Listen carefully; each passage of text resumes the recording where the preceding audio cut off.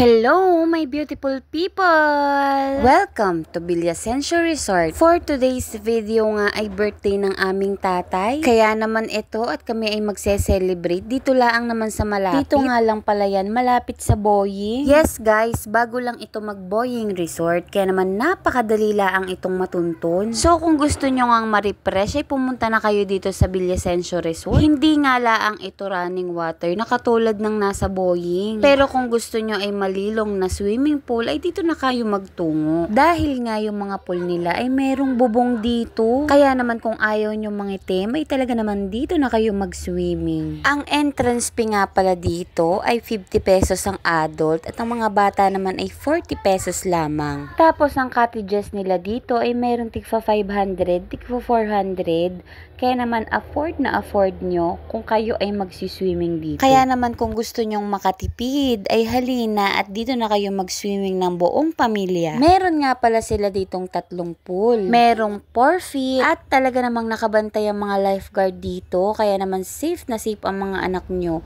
Meron din dyan nakaantabay ng mga first aid kit at lifeguard para i-assist kayo kung merong aksidente mang mangyari. Meron din ditong pool na 3 feet, 2 feet at meron talagang pangbata. At ang nakakatuwa nga ay meron na rin silang slide dito. Nung nakaraang nag-swimming kami dito ay wala pa nitong slide. Kaya naman mag-e-enjoy ang mga bata dito. Maganda rin ang ambience dito. Kaya naman maire-recommend ko sa inyo. Ang pagbablog ko nga pala dito ay hindi sponsored ng resort ha. Gusto ko lang talagang i-share sa inyo na kung punong-puno na sa Boying ay pwede rin kayong magtungo dito. Kasi aminin naman natin talaga naman ang Boying Resort ay dinudumog lagi ng mga tao sa ganitong summer. Kaya naman kung gusto nyo lang naman mag-swimming at mag-refresh ay dito na kayo magpunta dahil wala naman masyadong tao. Pero syempre pagka ganitong weekend ay talaga namang dudumugin yan. Kaya naman inire-recommend ko sa inyo na pumunta kayo ng tuwing weekdays. Kitang-kita nyo naman na nag-e-enjoy talaga kaming mag-ina dito. Talaga namang sinulit namin ang pagsiswimming dito. Alam nyo naman pagka ganitong may toddler talaga namang nakafocus ka sa bata at talaga namang babantayan mo kahit ayaw mag-swimming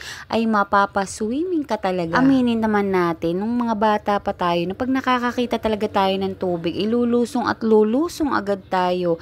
Kaya naman nafe-feel ko yung nafe-feel ng anak ko. Kaya naman pagdating namin ay talaga namang lumusong na kami dito. Dito nga pala kami nag-cottage. Pinili namin ay malapit sa ihawan kasi nga marami kaming iihaw na liempo at hotdog. Ay maigi-igi daw pulutan, charis lang. Pala natanong kung magkano yung cottage na yun, yung kubo na nasa taas. Mga bandang 7:30 yan ng umaga kaya naman pinapump na yung tubig at papalitan ng bago. At dito nga pala kami nag-ihaw. Nakakatuwa at may lamesa na rin nakaredy dito.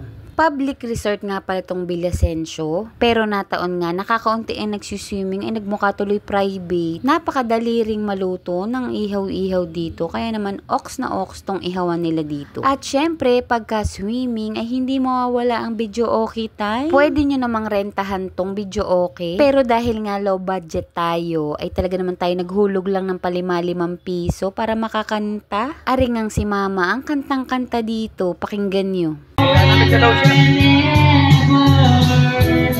No arms can never hold you more than I do.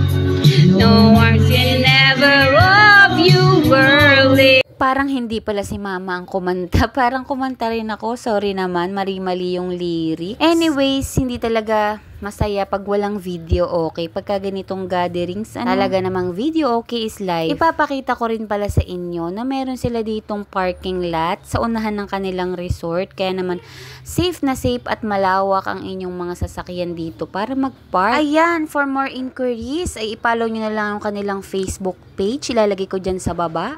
Ayun lang and thank you for watching. Bye!